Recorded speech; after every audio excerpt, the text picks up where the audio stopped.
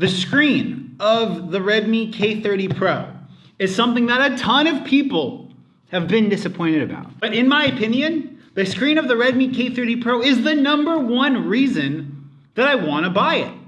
And I want to talk about why. If you guys missed the article up on my website comparing the Redmi K30 Pro and some of the key specs that I think are really important, I'll have a link to that article in the description down below. But the headline and most controversial feature of this device has been the fact that it's shipping with a 60 hertz display. Now, this has a ton of people saying that they're just going to go out and buy the Realme X50 Pro. And to those people, that's fine. But there's a couple of reasons specifically that I think that the screen of the Redmi K30 Pro is its headline feature, at least to users like me. First, 60 hertz displays in 2020. There's no way to say it. They're not headline grabbing.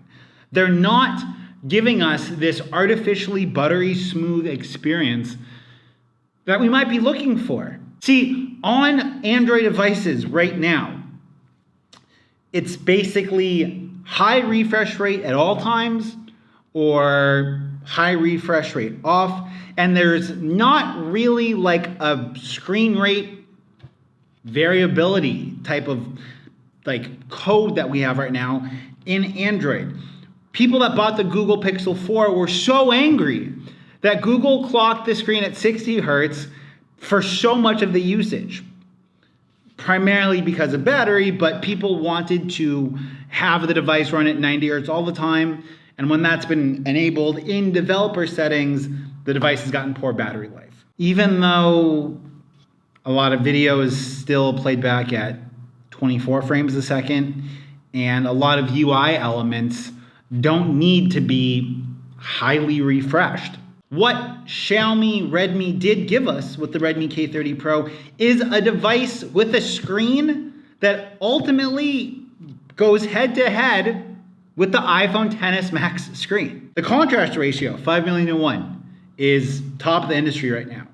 The screen touch refresh rate, or the screen response rate, 180 hertz. It's better than it is on the iPhone. The max brightness, 1200 hertz. Same screen brightness that we get with the iPhone, with the max peak brightness being 1200 nits. It's class leading. HDR10 plus support, class leading. And I think that people saying that the experience of the device isn't going to be as fast or as fluid, there's something that we need to keep in mind. The screen refresh rate isn't actually making the device operate any faster, whereas the touch response rate is actually making the device respond 3 times faster, right? The iPhone has a 60 hertz refresh rate, 120 hertz refresh touch rate. The K30 Pro has a 180 hertz touch refresh rate, meaning the device is actually responding to your touch input 3 times faster than what it is on a normal 60 hertz display. And we haven't really seen displays that feature that high touch refresh rate with the normal 60 hertz refresh rate. So we're gonna have a lot of reasons that this is gonna be a great display. I think the device is going to really fly with the fact that it's only 1080p. We're not going to be taxing the hardware at all. I think with a 4700 milliamp hour battery, this device is going to be an absolute battery beast. And the only people that are actually going to be disappointed by how this device is in the real world are spec junkies, maybe gamers, or other people coming from a high refresh rate display device.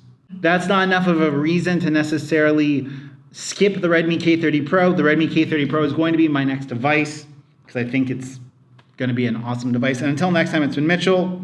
Peace.